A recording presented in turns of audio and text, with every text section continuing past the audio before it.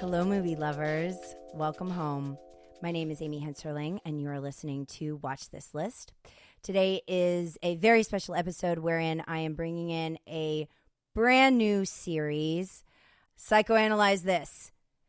And the series is all going to be about psychoanalysis in film. Psychoanalysis in film, but not like restricted to therapy sessions. I think this is actually an important distinction. It's psychoanalysis, because the movie that we're doing today isn't necessarily where the character is in psychoanalysis. No, we're the ones doing the psychoanalyzing. Exactly. Yeah. And psychoanalysis, I am defining as the past, how the past shapes the present. I don't know if you have a more clinical definition, Tyler, that you want to give us. How the past shapes the present. That's actually a very concise way of putting it. I guess just for the benefit of the listeners, we can talk just a wee tiny little bit about a little guy by the name of Sigmund Freud. You may have heard of him. But my understanding of psychoanalysis is it basically starts with Freud.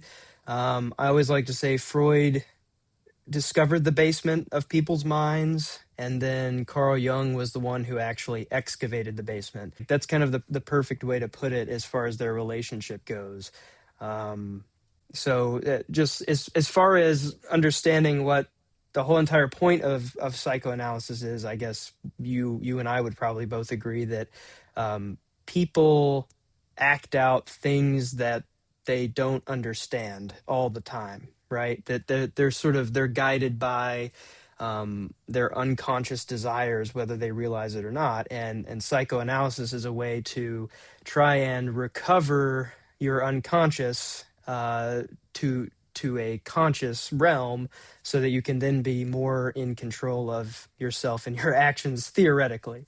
So the way that this ties into the film choices is, perhaps I'm trying to kind of hone in on this for my own self. I feel like what we chose here with Men by Alex Garland is where a character is so obviously acting out of a past trauma that it's easy to look at this through this lens and say, okay, what's going on here? So I guess what's going to be the consistent thread is that a character in whatever the films that I choose is going through something where it's very obvious that their present is being shaped by something tragic or bad that happened in the past that they are not consciously unpacking or aware of is actually heavily impacting their behavior in the current circumstance, negatively, usually. Right? Yeah, so that's a good way to put it. And I don't think the series you had mentioned is going to be, it's not going to have an overt focus on psychosis or anything like that. But psychosis certainly comes with the territory of, right. Again, we are not transparent to ourselves, and I think it's very hard to argue against that. I mean, modern psychology is full of people who these days think they are better than Freud, right? Freud is outmoded, he's outdated, his theories have been debunked. But I always try to, and while that may be true, I always try to put at least a little bit of respect to his name, because, again, we wouldn't even have modern psychology if it wasn't for Freud making these discoveries about the unconscious. And yes, he did have a hyper-specific emphasis on sex, and then Jung takes that idea and says, actually, this applies to not just sex, but our religious beliefs and our art as a people and things like that. So I actually think this is a perfect series to intersect those things. Films are dreams, right? And so a big part of psychoanalysis is trying to kind of parse through dreams. And you can't just say that a dream is random. Like, it is very clear that dreams have some sort of a subconscious or an unconscious methodology to them. We're still trying to kind of figure them out, but they're not just random, neurons firing in your brain causing weird things to happen. It's like these are strange patterns that your mind is trying to sort through things from reality. And so, and I view film the same way, right? Film is shadows on the cave wall. We're trying to figure out what's going on outside of there. So, Well, and the reason that I picked Tyler for this, honestly, besides the fact that this is what you're bent towards as far as what you enjoy talking about, is that you literally have a psychoanalysis tag on Letterboxd, and you're like, I don't know how many people I know would already have like a ready collection, but I do think it is interesting that Men is the first thing that came to mind, because when we were talking about doing this, I wanted to have only one film per episode. I wanted it to be around the length of what a psychoanalysis session would be. And then you were like, let's do Men. And I was like, I knew that was perfect, but I couldn't really articulate why. Do you know why, of all the movies that you have tagged and like thought about, why this one? Why this one? Why now?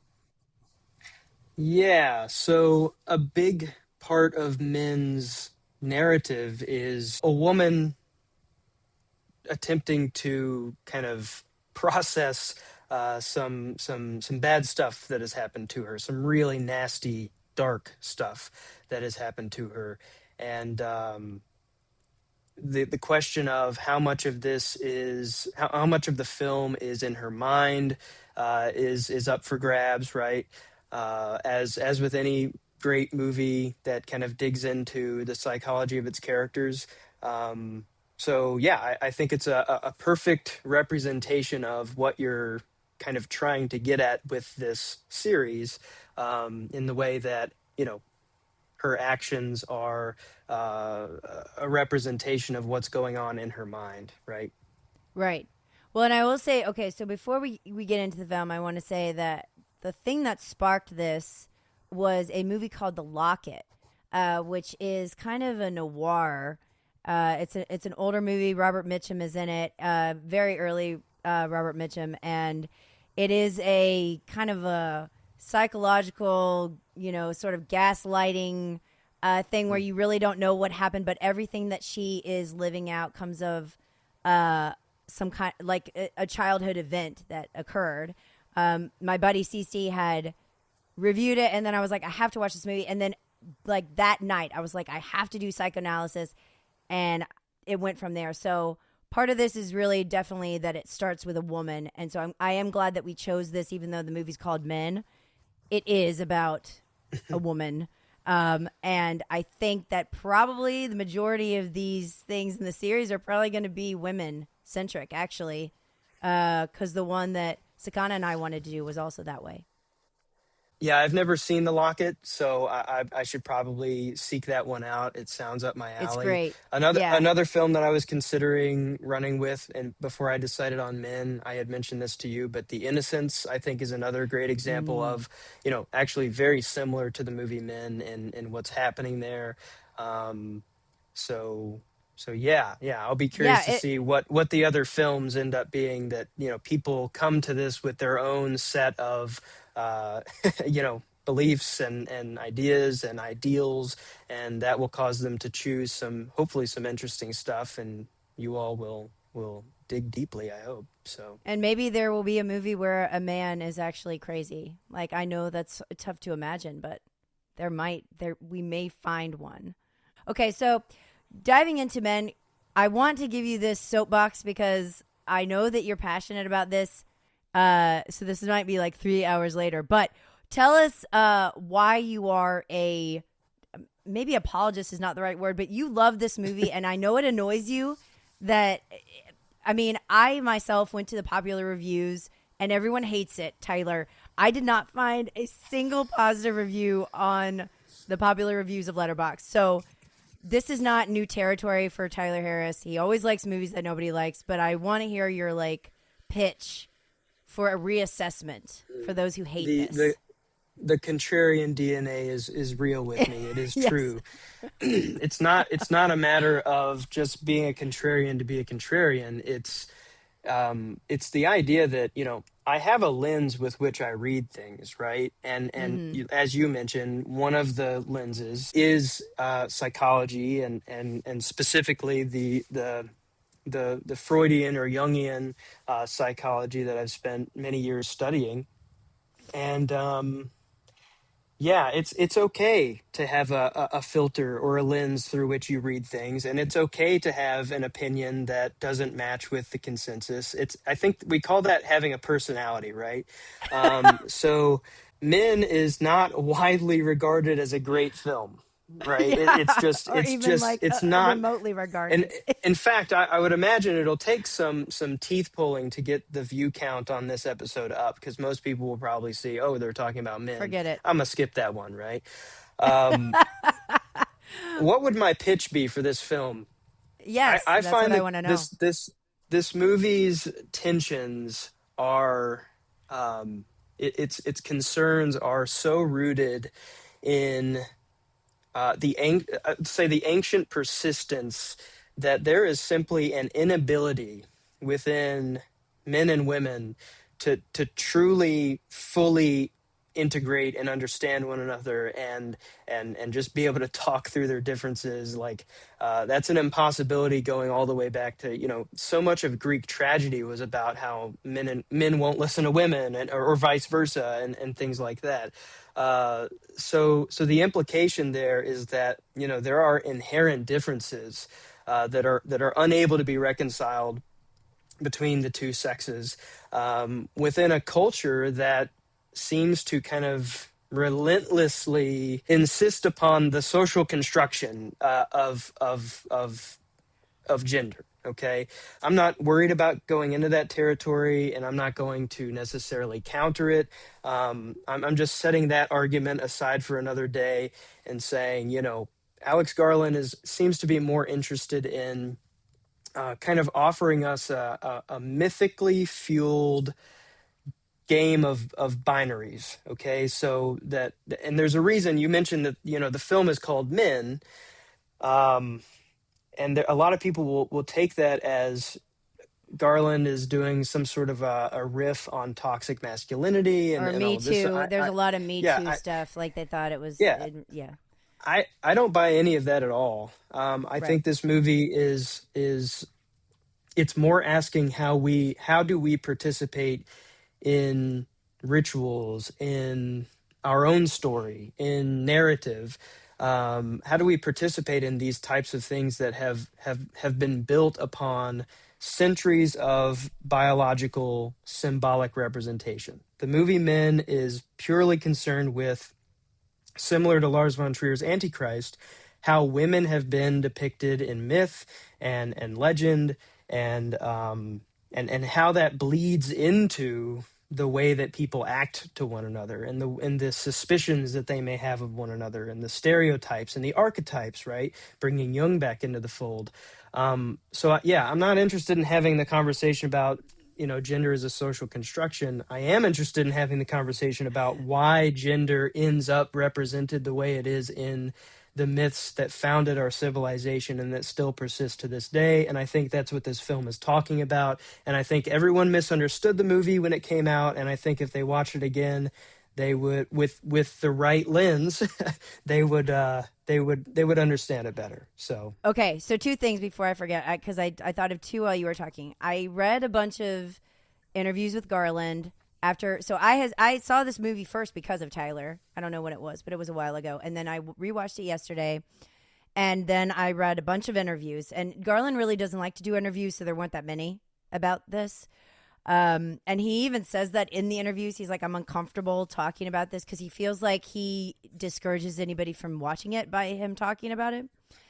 And it's not that he's vague. He's actually quite precise, but he just believes so much in presenting things where the viewer is allowed to project themselves and their viewpoints onto it. So he's not going to correct anybody, similar to David Lynch, right? He's not going to be like, well, that's not what I meant by that. But the first thing I wanted to say was that he did say that this is a movie about miscommunication, which is something that you just said.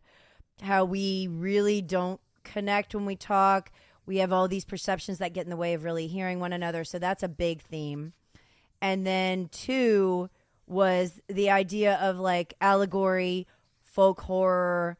He talked a lot about Wicker Man. So the setting of it and the way it's presented is also quite intentional, and it is meant to be horrifying to varying degrees as the movie progresses. So it's not just a commentary on the male female juxtaposition. It's also saying something about our natures when they're pathetic and weak and selfish and all of that stuff in a horror context.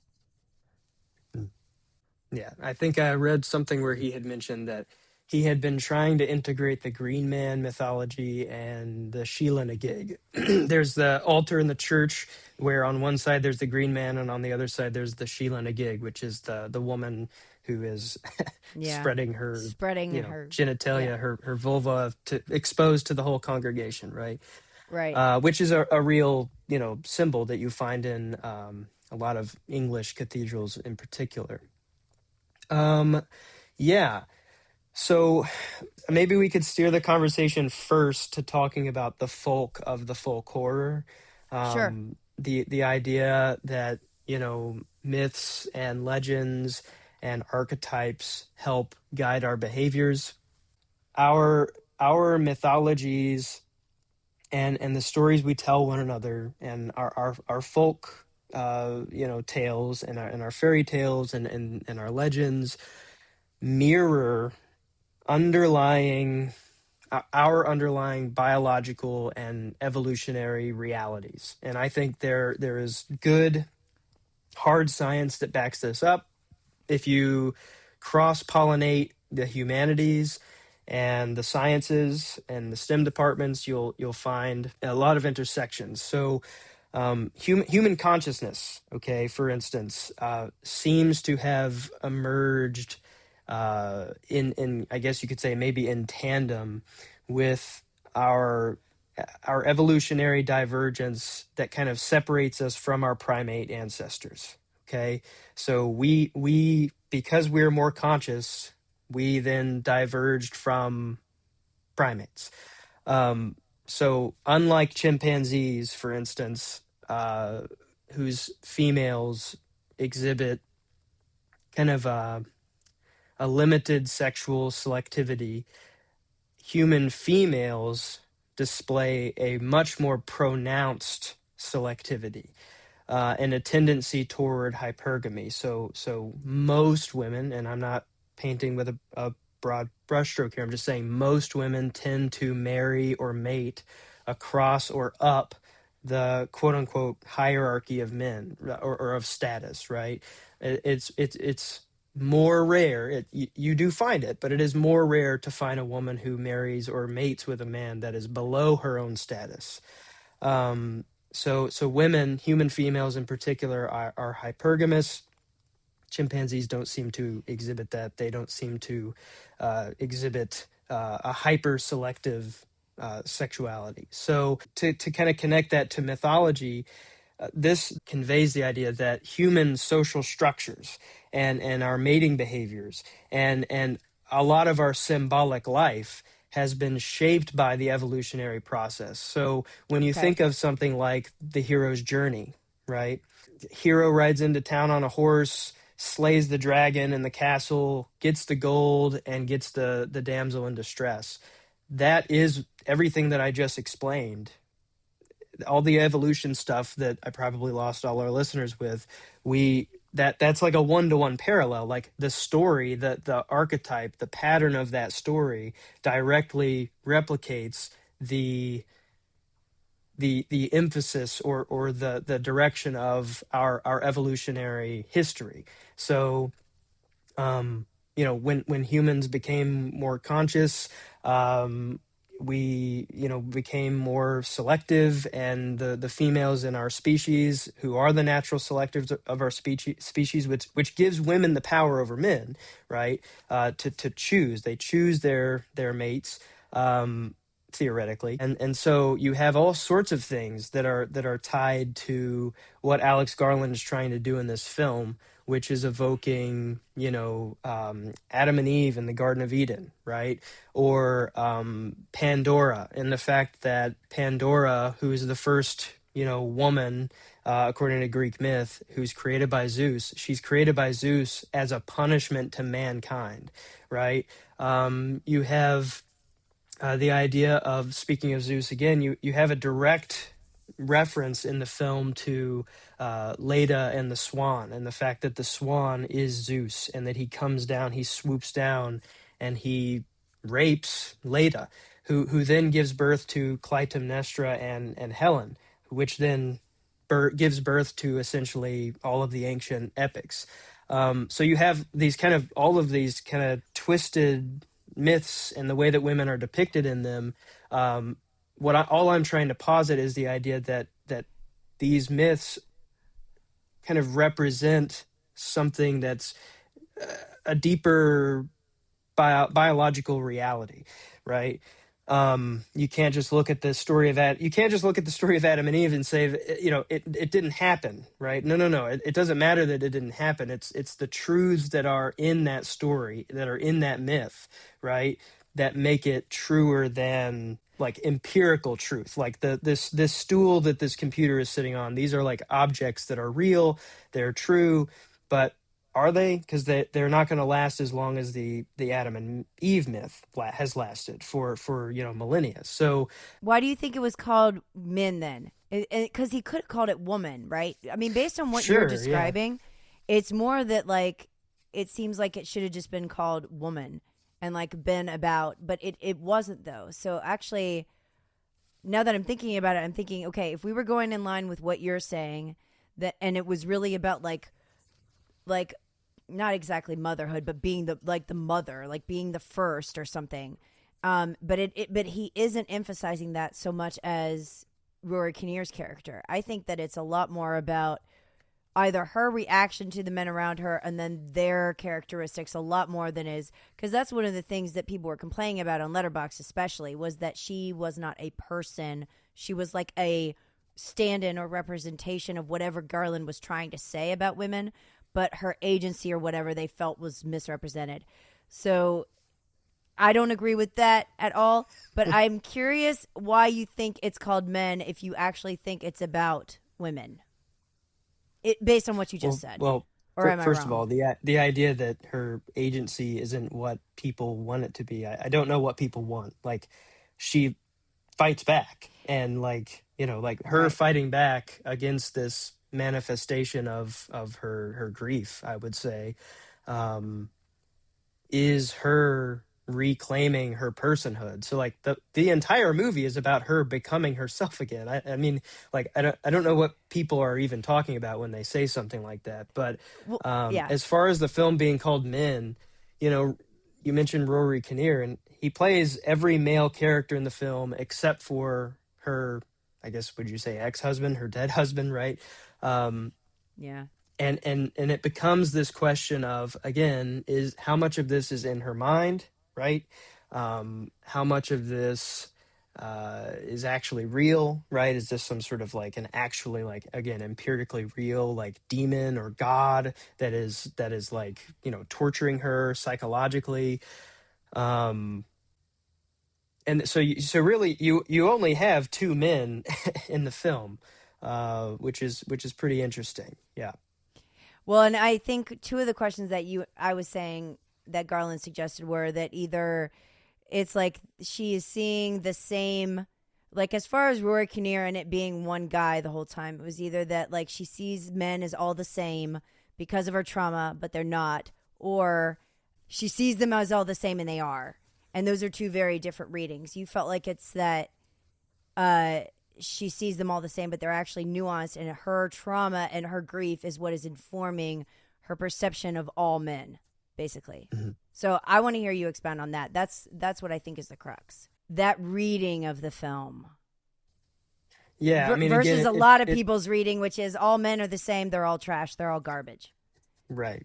Which, it's weird. It's like, I think people are reading that into the film and thinking that's what Alex Garland intended, and then they're rejecting that, when I think actually Garland is intending the other option, which when you look at the other option, it actually kind of goes against the sort of the cultural consensus, the kind of the tide of politics and ideology that does say, oh, it is very easy. Whether it seems like it or not, I have been careful with my speech, and I made sure multiple times to say, on average, this is true, or most people do this, but not all people. It's really important to set up those parameters. So when you have politics and ideology, again, the tide of those things turning a certain way, or the pendulum swinging a certain way, and making it easier to broad brushstroke people and say, oh yeah, all men are trash, or things like that. It in a way, it's playing the gender essentialist game that they claim not to want to play, right? So again, I come back to this idea that this is a film about uh, uh, it's a film about Harper, and Mm-hmm. it's a film about how A tragic event pain, occurring. yeah, pain gives birth to pain. I think one of my reviews uses the phrase "pain begets pain." Okay, and there's a necessity to what she is going through in the film, which is Right. really hard to sit here and say, because what she goes through in the film is horrific, both with her husband and with the projections of how she sees men now after what happened with her husband, right? But there is a necessity to what she goes through, because at the end she's finally able to smile again, and she's finally herself again. And if you watch the end credits to the film, in the main section of the credits, in the background, there's reverse footage of a dandelion with its seeds being blown off. So that footage gets reversed, and the seeds are being reintegrated into the whole. And so you end on this image. The actual film ends on the image of a dandelion kind of reconstructing itself. And it just so happens it kind of looks like an ovarian egg. So there's that interesting little thing. But it's Only her you would pick that becoming up, Tyler. it's her becoming herself again. It's her piecing herself back together. And it's in a way, there's an element of this film that feels a bit like, what Lars von Trier and David Lynch have been accused of doing, which is like, torturing their female protagonists, right? A woman in trouble, that kind of idea. And there are elements of that, like, Harper doesn't necessarily deserve everything that she goes through in this film whatsoever, right? She seems like such an innocent, nice person, but it's not a matter of what you deserve. Like, that's not how life works, and that's not what the gods or God or being itself cares about. What matters in the end is her personhood, and what she goes through. And also, how does she get into this situation in the first place? It is her. Like, she's the one who stands at the end of the tunnel and starts letting out this siren song, and then kind of attracts this sort of entity, or whatever you want to call it. She attracts the horror to her in a way. And it unleashes this sort of nightmare of kind of an exorcism. I view the movie as an exorcism of her grief. I'm very carefully trying to avoid the word trauma, because feel it feels so Oh. overused in horror, and I feel like this movie kind of got lumped into that idea that, oh, it's another horror film about trauma. Yeah, but it does it so well. Like, Yeah, but you they know, all are. Also, I would say that the additional element to this that's very interesting that isn't in all movies is that the men are not just a perception shift. It's also that, like, the vicar character is reflecting back her own guilty conscience, right? So, like, you could say, like, movies like The Descent and Possession, and I don't know. I mean, there's so many movies where they're horror, there's a woman at the center, trauma comes back in whatever form, and then they have to deal with it so that they can heal. This, though, I think is deeper, because a lot of the things that the men, which is one man, all say to her are things that she feels about herself. Garland has a great quote in one of his interviews where he's like, the scene with the vicar is not that the vicar is telling her the truth. It's that he's telling her what she believes already. So a Yeah. lot of these things, a lot of the ways that we punish ourselves in life is by taking what other people say as gospel, not because they are right, but because we already have these beliefs about ourselves. And the only reason that other people's thoughts carry weight is because we already think them. So that element is like all over this movie. And I think that distinguishes it from just like this standard, you didn't deal with your husband's death. And so now you're going to go to a cottage and you're going to have to deal with it sort of thing. The cabin in the woods thing, or like the vicious thing. There's so many movies like this. And I think that this is separated by the fact that they're speaking to her things that she doesn't want to believe about herself.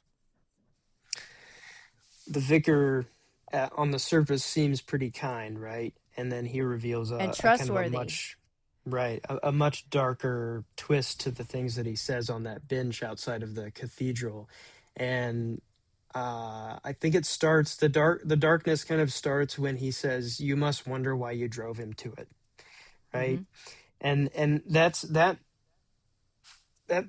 her, like that's her That's feelings, what I'm right? That's what saying. she Yes. yeah, exactly, that's her Yes. subconscious, that's her unconscious. And then I think he goes on to ask a really pivotal question that everyone should ask themselves, which is, do you prefer things to be comfortable or true, right? And that can be interpreted one way of him attempting in some way to kind of brush underneath the rug the fact that her husband struck her, and you shouldn't do that, right?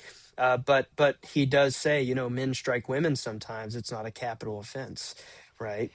Yeah. Which is horribly, dark, perhaps misogynistic way of looking at it. But isn't it true? Well, and Like, I mean, also, it's also true that, like, Garland, I read an interview where he was interviewed by a woman, and she said that she wrote off the character completely when he hits Harper. And he says, "Oh, so he's basically saying, like, that's interesting that, like, one move would make you lose all the empathy you have for a human being." Like, right. he characterized it as like you've lost warmth for this person. And it is true that a lot of Harper's reactions when she's like F off or F you, whatever, we're feeling those things. But there is a point to be made about, not that we're supposed to, like, this is tricky here because you're not supposed to, like, empathize with abusers. Yeah. No, you're But not. I do think that it is highlighting the fact that our instinctive reactions go a certain way, and that maybe Yeah. that fact is what's worth exploring, not necessarily judging either way. I think the whole of the movie can be encapsulated in the line at the very end, and we're jumping way ahead, obviously. But when when the monster finally reveals itself or unveils itself away from the Rory Kinnear characters to being James again, and it that's the realization, like, that's at the heart of everything here, right? And she says, "What is it that you want from me?" And he says, "Your love," right? And it's and then her response is great. It's just, yeah. And then it's implied Men. because she's holding the axe, right? So it's implied that, maybe she has to finally kill this version of her husband to move on. I think there's no doubt that that's probably what takes place in that room, and we skip ahead and we don't see it. But once she faces that, she is whole again, right? And there's a really interesting thing to be said for the character of James, or the character of James in that incarnation, saying that all he wants is her love, because he does act heinous to her, and he steals her phone from her and looks paranoid. I mean, who knows what kind of mental illness he's experiencing, right? As a person. And so clearly he's paranoid. He thinks that, she's texting about him, and she is. She's trying to leave him, and he doesn't want that. And so he strikes her. And all of these things are really unbelievably suboptimal ways to handle the situation, right? But they are coming from his love for her. and that's what makes the situation so nasty and so dark. But then you also have to obviously ask the question, would someone who truly loves someone act that way to them, right? In which Right. case you then have to go the Freudian, Jungian, psychoanalytical route that we're doing in this series, which is, well, you know no one ever acts perfect, and the question then becomes, why don't they act perfect? These unconscious urges and desires and feelings that James is feeling in that moment, they bubble up to the surface and erupt like a volcano when he strikes her, right? And so you can't say that you've never done something like that, that you're quite so clearly obviously not supposed to do, and then you do it anyway. And it's like, that's the case for everyone. Everyone has done something horrendous that they're not supposed to do, and then they're immediately faced with the fact that they did that, and they find themselves asking, oh my god, why did I do that? Right? I mean, that's the whole of AA, right? All of Alcoholics Anonymous is full of hurt people who have hurt people, right? And again, I come back to this idea that pain begets pain, and we're trapped in this kind of, I mean, the perfect image from the movie is Rory Kinnear giving birth to himself over and over again. I can't believe that scene made it into the film, first of all. It's insane, and it's amazing and grotesque and horrifying. But like, you have this endless Ouroboros of these, screaming, writhing men falling out of one another in this sort of hermaphroditic birth sequence where it's men giving birth to themselves, like horrible men giving birth to themselves, until they finally become the engine of her grief, which is James, right? It's But brilliant. I do you think it's read that brilliant. at do you read that at all as like cycles of violence though? I read that very much as Yeah, like sins sure. of the father and things being passed down, Right. and so James being the product of like all of these like sick people, Mm. hypothetically, it's tough because you never want to justify anything, but there is this desire to understand, even though there's also the desire to keep Harper safe, which he clearly isn't. But I think there's a shift at the end when she grabs the axe. A little bit before that, she seems like she's very, very confident that she's going to be safe, even though the men are still being birthed in the Hmm. hallway. There is a shift where it's like, oh, I'm actually in control, and these guys are pathetic. I felt Hmm. that it was like, I am not at the mercy of this weird situation anymore, and like I do have a sense of like management over what's going on. And then when it's James, she doesn't even seem surprised because it's like, oh, Yeah. Yeah. this is the culmination of what was going to happen anyway. She has I like think very that's calmness. right. That's the calm in the storm, right? The Greeks outside of the temple of Apollo have this thing etched into the side of the temple that says, know thyself. On the other side, it says everything in moderation. And know thyself, according to the Greeks, is not the kind of the modern psychology idea of, you know learning who you are specifically as an individual and then honing that, and yada yada yada. Knowing yourself for the Greeks is knowing your place within nature. It's Mm-hmm. knowing your place. Okay. And then once you know your place, you can orient yourself and act. Okay. But if you don't know your own place within the narrative that is unfolding in your life, then you can't act. You're a supporting character in someone else's story. You're not the main character, right? You're not the protagonist unless you consciously know and can orient yourself in the story. Then you can't act. And so this is why with a lot of my students, I have them just write about their past a lot of the time, closer to the end of the school year, because I teach seniors in high school at the AP level, and it's like I'm trying to churn out responsible, young men. I teach young men at a Catholic school. So um, having them write about their past, having them write about the things that have hurt them, and the not just the things that have hurt them, but also the pride that they've felt in other things that they've done in their lives, genuinely, like they've never actually just sat down to do that before. And so when you get someone to do that, the orienting property of that is undeniable. So I think in that moment in the film, she is oriented, and she finally sees this for what it is, and then she's able to act. She again, I've said it before, but she becomes herself. She knows herself in the situation, right?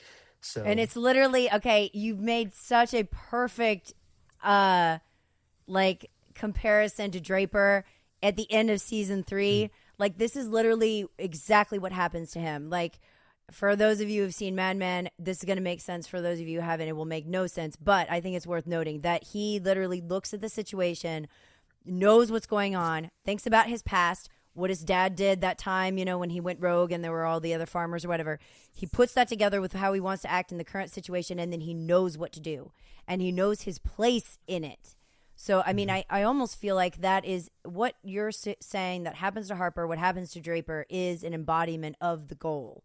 Like, for all of us to be right-sized and humble in the grand scheme of things, but also to know our place in what we're doing. Like, that's one of the things that's so great about sports teams that work well, is like everyone knows their place, and no position is trying to be another one.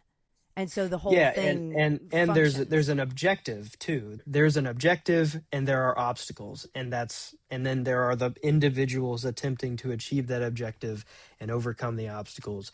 And it's kind of a perfect encapsulation of life. It is interesting with sports where you can read it in that manner. And the fact that you can take this idea, this deeper idea, and apply it to sports. You can apply it to film, you can apply it to something like Mad Men with Don Draper, you can apply it also to your own life. That's the practicality of it, and a lot of people should apply it to their own life. This idea that you know if we didn't have obstacles and we didn't have an objective, then it would just be mass chaos, and that's not good. So that's called nihilism. Nothing matters, right? And we're all going to die, and that doesn't give you anything to work towards. So there's no real fathomable reason why you would even, I mean, it's okay to work and process through nihilism. I mean, you're a Hamlet fan just as much as I am, and the character of Hamlet for 4 entire acts of the 5-act play, that seems to be all he's doing, is processing through the possibilities of nihilism. But at the end of Hamlet, when he looks at Horatio about to kill himself and says no, don't do it, it's like there's a switch in his brain that has decided in his famous to be or not to be speech, to be alive, or not to be dead. That's Hamlet considering killing himself in that moment of the play.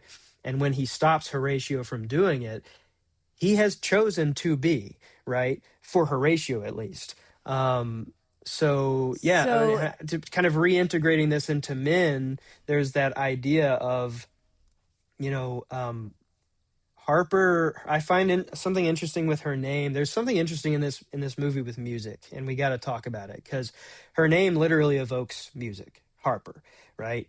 And so she harmonizes with herself in the tunnel, and I likened it earlier to this siren song that attracts this godlike entity of evil or something, right? But how evil is the entity really, when at the end, in the grand scheme of things, at the end of the movie, she becomes herself because she contended with the entity. Um, there's this is what. also So the wait, scene. hold, pause Yeah. on that point, because this is something that we talked about at the very beginning. The part of the reason that I wanted to do psychoanalysis in the first place is because I feel that it's a positive engine. It's like the whole point of the unconscious and subconscious is to get someone healed, is to get you to like true self, epiphany, revelation. So the point of men as being like, even the horrifying parts of it are ways in which the person is ultimately to know themselves is a positive force, right? As opposed to trauma, where I don't feel that it's positive in that sense at all. It's a something that breaks, it's something that distorts, it's something that is destructive rather than constructive. So I do think that's an important point to say, So that just to whatever. understand what you're saying, it's trauma is derived of it's not even derived of a value judgment. It's that it is negative value. Yes, It is obviously bad, yes. it is But bad. it's how the person responds to it or acts upon it that counts. Right, but what I'm saying even more than that is that I feel that psychoanalysis and the unconscious are not negative forces at their core, whereas I think trauma is. So I think it's important to note that, like, the goal here is saying, this is how the past is shaping my present. I'm aware now and I can choose to act differently. I could also choose to act the same way as I was acting, but at least now I know. And that knowledge is the goal, right? So, and that's a good thing. That is not a that's not an abusive thing. That's not a power thing. That's not something that happened to you that you have to abandon or move past, like the suicide and the grief are. Those are not inherently, like, maybe grief is to a certain extent, but really suicide can't be, I would say. Yeah. There's an interesting conversation to be had, I think, about suicide, actually, and the fact that this movie is called Men, and that it's very much a film about sometimes the inability of men and women to integrate or to understand one another. And then it's also a film about, a woman becoming and finding her perhaps femininity um, inside of her own story. There's a really interesting, statistical reality, I think, that, when you look at suicide rates and statistics, women tend to be more likely to attempt suicide than men, but men are more likely to die by suicide than women. So what does that actually imply? That implies that women, they're more willing to use suicidal tendencies as a cry for help, with the knowledge that they will live, perhaps, or the unconscious knowledge that they will Or live. at least the Whereas, desire. right. And then men are more willing, more frequently, to take more permanent means of suicide. It's not a handful of pills, it's a gun to the head, right? That you're not going to come back to, or tumble off of the, top story of the apartment building, like in this film. I do like that the film posits the possibility that it was an accident, right? That he Right. could have I been was going to trying to say that climb too. down. But actually, I think it is a suicide. I just think the look on his face as he's falling past the window is one of, oh shit, what have I decided to do? Right. And maybe she has interpreted that in her mind of kind of perhaps a little bit of denial here, that, oh, he wasn't killing himself. He was just trying to climb down and he slipped. Right. And I think the reality is that it is suicide. And that ties us right back into the theme of this dissonance between the masculine and the feminine. Coming back to that idea of music, she plays Chopin on the piano, right? But she's not able to finish the sonata that she's playing. And her song that she sings in the tunnel, I find that scene just utterly hypnotic, because Mm-hmm. again, it's this idea, it's not just hypnotic in the music, but it's this idea that her song kind of sparks a chain reaction. Okay. It's her song is kind of, it's like Helen's beauty that starts the Trojan War, right? She kind of attracts the ire or the torment of this entity from just wanting to be, right? She doesn't ask for this to happen to her. The Greeks in particular used, like I mentioned earlier, the contrast between the sexes as sort of the impetus for a lot of famous Greek tragedies are about, Agamemnon being killed by Clytemnestra, or in Seven Against Thebes, you have Polynices refusing to listen to the women of Thebes, and he ends up dead because of it. So the idea is that inequity is actually built into being itself. Like the disparity, the dissonance, the thing that we are trying to figure out is actually baked into the deal. It's a part of the deal. And if you want to just be so badly, that's kind of has like this sort of element of stoicism to it. Do you know what I mean? Like the Mm-hmm. Stoics love to sort of abide by nature, and they're not afraid of death, because wherever death is, I am not, and where I am, death is not. And that idea that you can abide by nature. But if you really want to abide by nature, then you also have to deal with the natural horrors that are baked again, naturally into our existence as a result of our self-consciousness, which turns us toward, obviously, Adam and Eve and humanity becoming conscious. And that is, in the Bible, that's the birth of evil.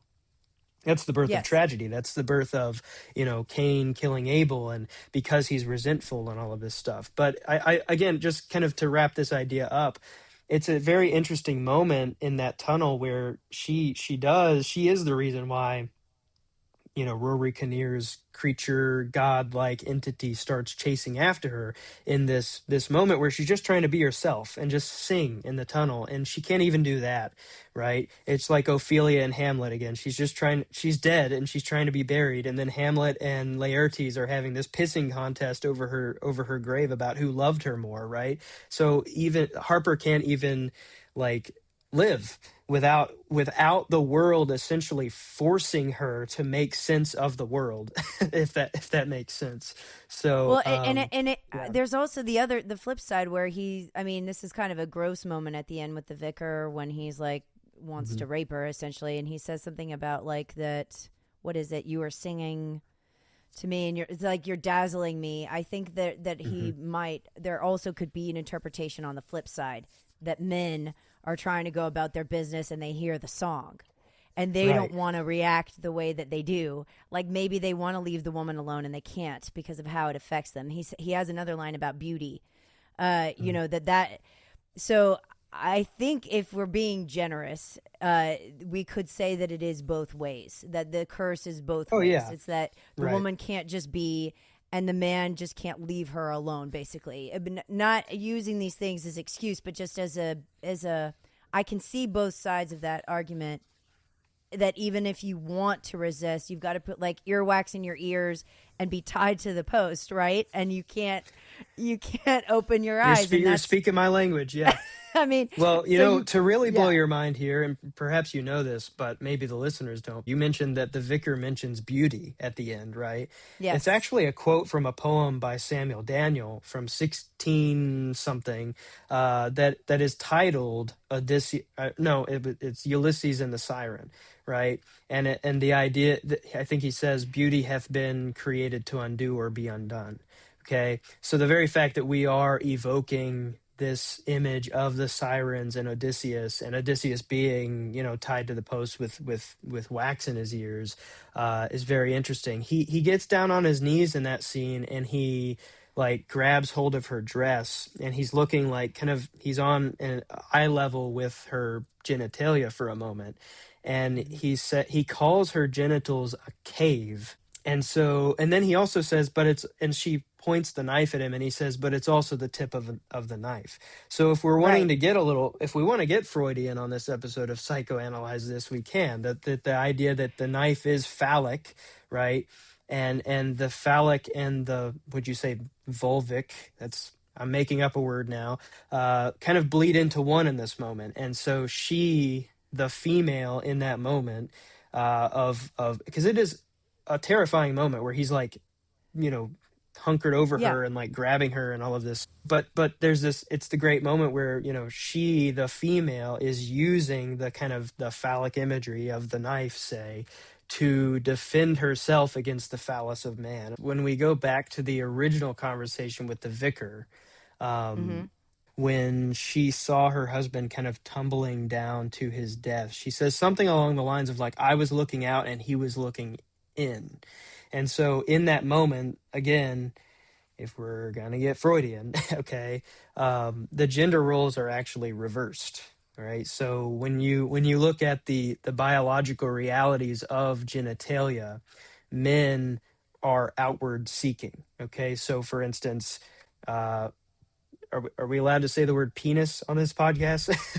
uh, I think so. men have Since, penises and they can aim where they pee, right? oh I'll tell my you what. gosh, Let's put it this way. that should be really in Um, the introduction. yeah. Let's just put it this way. If anyone ever tells you there's no difference between men and women, go to a sporting event and stand outside of the bathrooms and then tell me there's no difference between men and women, because men, they're in and out quickly, right? And then women, there's always the line, right? The horrible line. And so, And this has been and I Tyler don't Harris, know. everybody. Yeah, I don't, well, what I'm trying to get Go at for is, it. I don't know that there's obviously this is the part of Freudian psychology where people start to get a little bit like, okay, buddy, we get you're obsessed with sex and stuff, but there is an element of like even Jung looked at these sections of Freudian psychology and was like, okay, we're going a little too far here because it's it's not just sex, it's art, it's religion, but there are truths here about men tend to be more outward seeking, and so our myths, they reflect the hero saving the damsel in distress. This is not like, it's not misogynistic, despite what our modern culture wants to tell us, that the prince in Snow White is a misogynist creep who whatever, or the prince in A Sleeping Beauty, like whatever. It's like I've just noticed this proclivity of us to just kind of haphazardly throw out thousands of years of storytelling in the name of either politics or gender politics or modernity or postmodernity, and these things where you know there are still essential truths about the essence of our being in these ideas, that I think and I think that it's more that women don't want. I think that it's more that, like, if it's like one, I don't know how to say this I don't know how to express this idea, but like the whole idea of like women being receivers, or like that it's that we're just like a vessel, okay, as opposed to being able to be the originator of the action, let's say. So I think there's some sort of resentment there yeah, of but you're like, but biologically speaking, women aren't the receivers. They're the natural selectors, right? Maybe we should bring up the sort of controversial my intellectual hero Camille Paglia, right? Her yes, please. entire her entire brand of feminism isn't about feeling bad about the fact that you're a woman. It's embracing Mm-hmm. the fact that you're a woman and using the strength of femininity. First, that requires acknowledging that there is a difference between men and women, and that the strength of femininity is quite different than the strength of masculinity. Okay, and we can tie this into the movie Men, where I actually view that first sequence where she's kind of wandering around nature. It almost seems like she's sort of lost her understanding or her orientation of place within the natural world. Okay, now if Harper is a character who has lost her place in the natural world, that's a problem for her, because women are very often in mythology a representation of nature. Okay, and this is where Hmm. Camille Paglia's word comes into play, the chthonic. She loves that word chthonic in sexual personae, and I can't think of a better word for it. It's sort of the earth, right? That women have this quality of being of the earth. It's Agnes and Hamnet and the tree, right? And the sort of the cavernous, going into the earth kind of thing. So it's what really becomes interesting is, despite nature's violence against women, okay, so despite even sometimes God's violence against women, so like you have Eve in the garden eating the apple and being punished. You have the Greek character of Leda being raped by Zeus.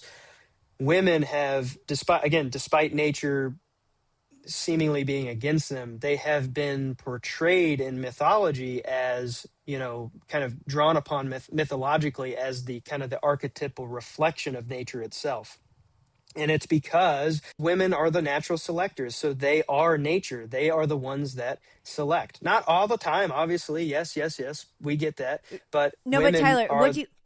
what is the resentment then? Like, okay, if we're talking about like the male perspective in Men, do you think that they are trying to destroy her? I'm including James in this. Do you think they're trying to destroy her? Do you think they're trying to like be her? Do you think they're trying to possess her? What is the, because if you're, is it more flipped like that? Because women tend to be, I think, jealous of the power that men have. If you're saying that actually we are more powerful historically, mythologically speaking, okay, if men have this primal understanding or feeling, whatever, what have you, that is true, okay, then in their destroying of women, whether it's literally destroy or like harassment or like killing the bird with the broken wing, whatever, is that more to do with inferiority than it has to do with their actual power? Like, is that what you're saying? Yeah, I'll tell you exactly what it is. It's the Okay, I'm Oedipal ready. complex. Oh, here we go. Yeah, well, no, Tyler, I I mean, should that's have what it known. is. You are so It's obsessed with the Oedipal complex. one thing one might want to understand about the Oedipal complex isn't about it's not about the idea of, the sort of the stereotype of, Incest. sleeping with your mother and killing Uh your huh. father, right? Right. Instead, it's trying to convey the idea that men long for the quote return to the womb. Okay, Okay. the idea that things were pretty comfy and cozy in the womb, and then birth is this like horribly traumatizing experience, and then the rest of men's lives are them attempting in some way to return to the kind of the comfort and the ease of the quote the paradisal garden that I was about was to say woman. Paradise Lost. It's Right, like Paradise exactly. Lost, literally, like the fall um from heaven. and I've got really, kind of bad news for men is the only way to return to the womb. There's really only one direction, one canal that you can go through, and if it's the mother's womb that you want to return to, then you're Oedipus, right? So that's not.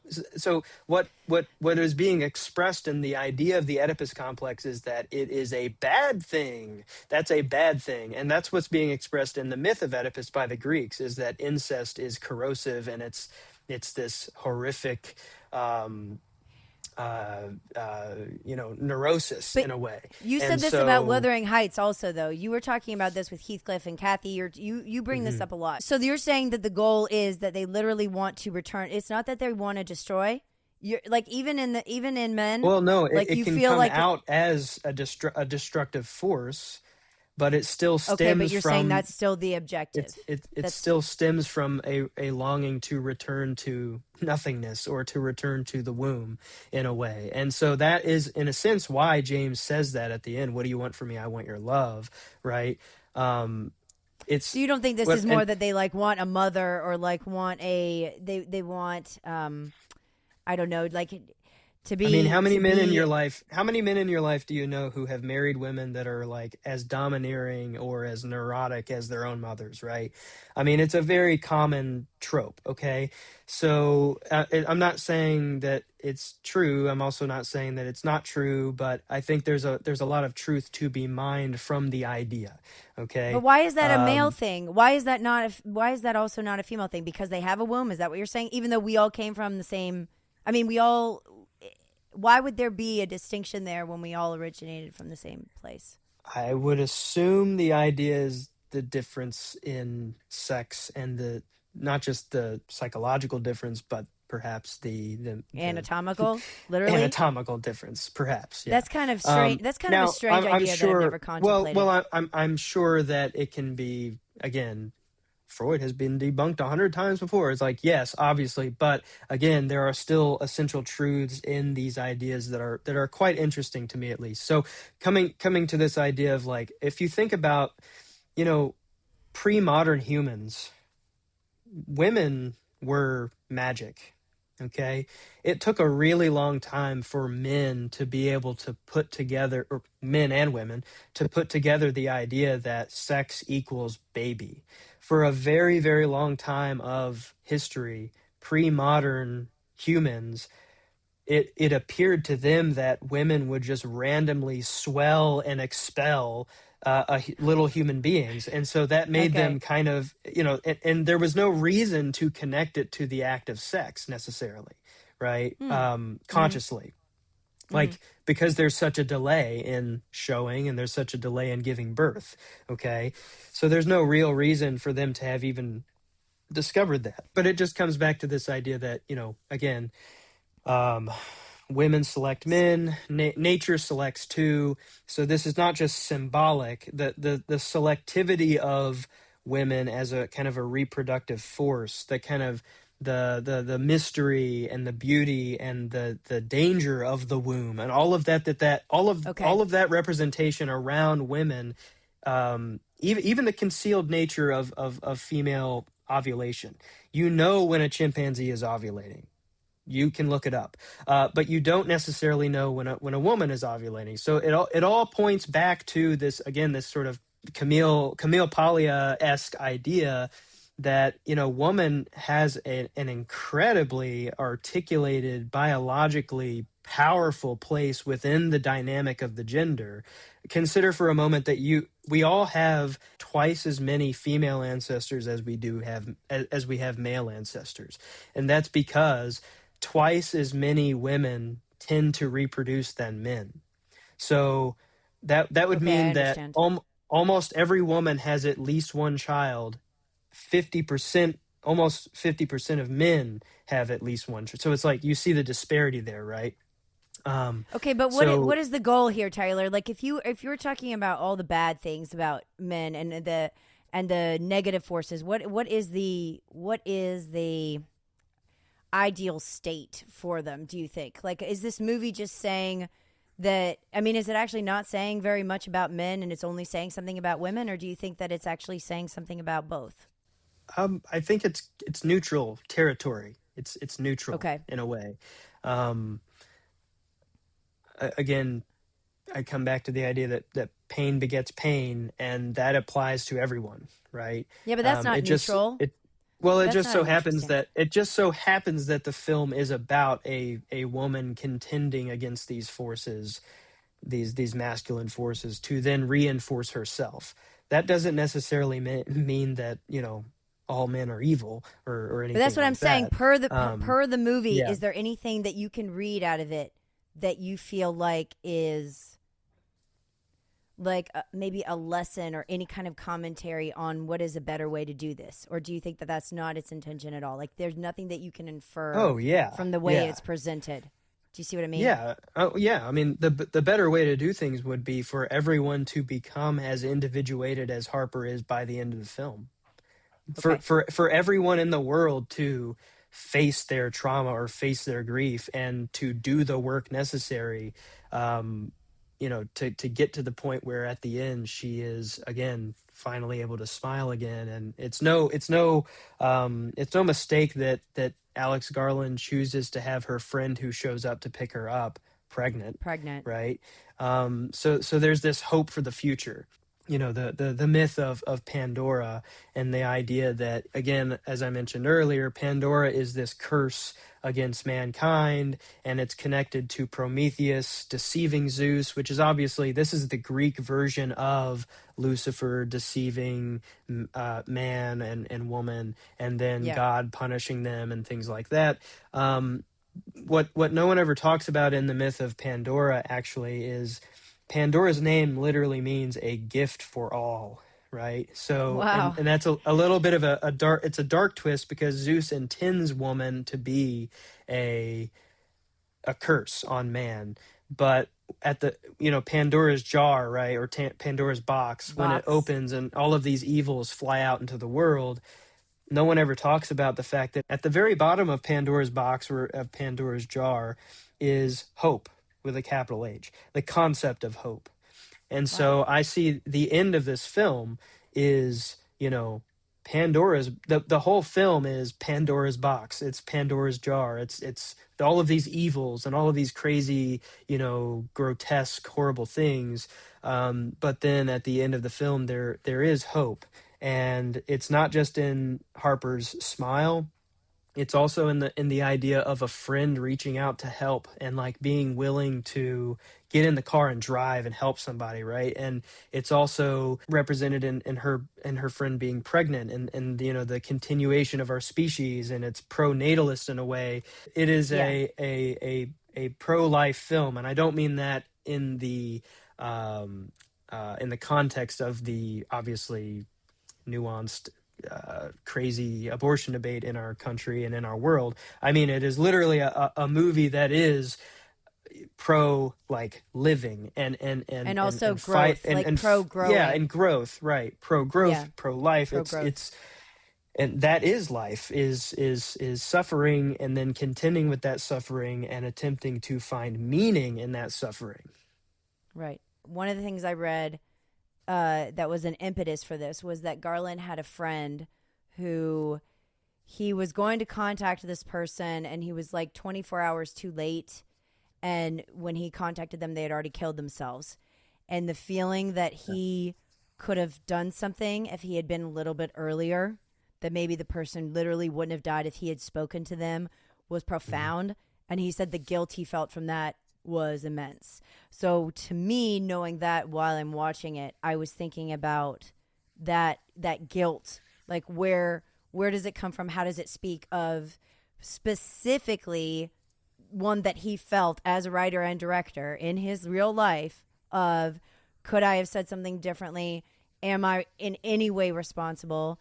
And like just the what if of the whole thing is rampant throughout the film. And it's not just about the suicide. It's also in all of the decisions that she makes while she's at the cottage. So that's just something I wanted to highlight because it was a real life thing that happened to him. And so I think that there are real feelings in this movie, even though there's a lot of strangeness and a lot of things that could turn people off. There is, I think, a through line of authenticity that is, and I mean, I felt this way with Wuthering Heights, where you just are like, these are real emotions, and this is coming from a place of sincerity, despite everybody's negative reactions to it or misunderstanding of it. And I think that's important as someone who cares about auteur theory and all of that stuff. Yeah. Like, where's the director and what are they saying? Right. Yeah.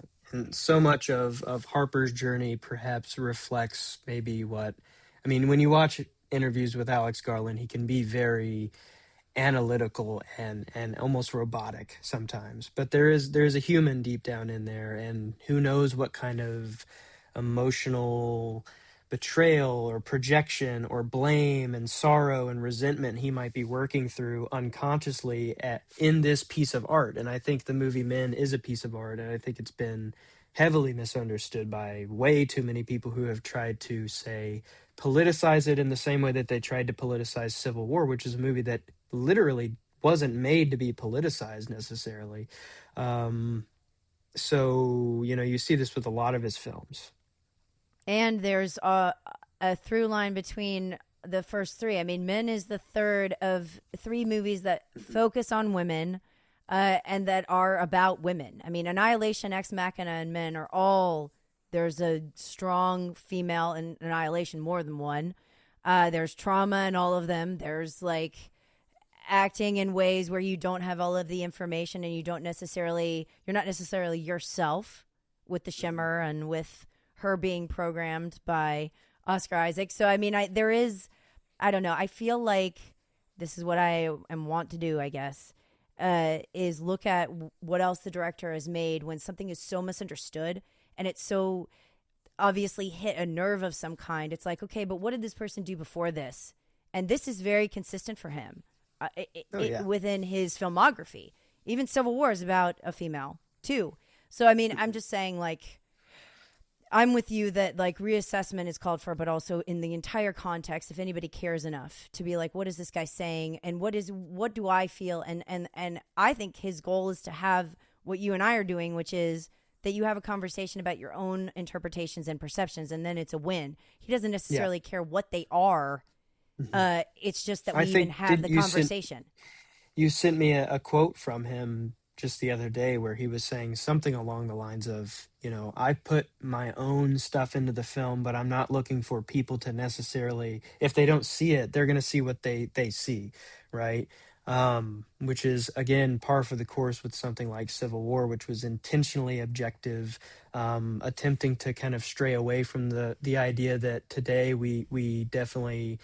We tend to moralize politics, right? If you're not on my side, it's the sort of, it's human tribalism. We've seen it for thousands of years. And, but right. yeah, if you're not on my side, then you're not on the right side of history, and you're morally, fallible, and you deserve to be punished and all of that, which is what that movie's about. Civil War is about what happens when we take that political system, that moral political system, to its logical, rational end. It's just chaos and people killing each other, basically. And Eddington is about that too. The polarization of, I mean, it's some of the best movies that have come out in the past couple of years are like that, where it's like, okay, if we're going to live this way, this is the result. I saw Gore Verbinski's newer film, I just Good read your Luck, Have review. Fun, Don't Die. Yeah. Yeah, and Yeah. that was also interesting because that movie's kind of getting dumped on a little bit, but I found it to be, again, yet another example of what Verbinski is great at, which is interrogating progress, trying to tease out the kind of the vile underbelly of progress, and the utopia that we want to live in is just an illusion, right? The utopia of modernity, and then in every Gore Verbinski movie, absent maybe the Pirates films, which are more just kind of exercises in spectacle, great exercises in spectacle, but and maybe absent Mouse Hunt because it's Mouse Hunt, but in most of Gore Verbinski's films, it seems to me that he's working and processing through a world where progress, societal progress, the utopia that we're striving for in our modern scientific project that is only a couple hundred years old when you actually read the history books.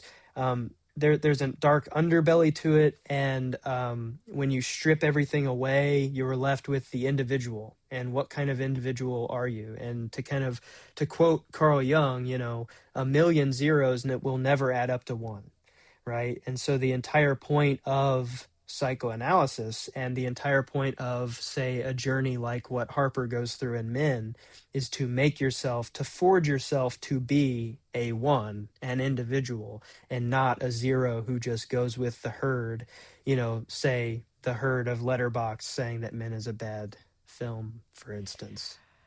Perfect. Okay. What we're going to do now is an actual return to the idea of watch this list. That from now on, I'm going to have the guests tell me 3 extra movies that they would recommend that we watch in addition to the one that we covered. So, Tyler, I don't know what you chose, so I'm eager to hear what is your watch this list 3. My mind immediately went to Robert Eggers' Nosferatu, which is very much, again, about masculinity and femininity. The fact that she ends up embracing who she is at the end and sacrificing herself for the men in her life, actually. So it's really kind of twisted but interesting kind of commentary on, paganism and Christianity and masculinity and femininity and all of that. My second film on the list is Face to Face, which is 1976 Ingmar Bergman. Very little seen movie that he did with Liv Ullmann, obviously. Obviously. And very, very deep psychological film, very much about a woman in trouble, right? A woman under the influence, say, and has some of the absolute greatest horror sequences in Ingmar Bergman's career. Wow. Yeah, some really just really scary moments in that movie. So Face to Face.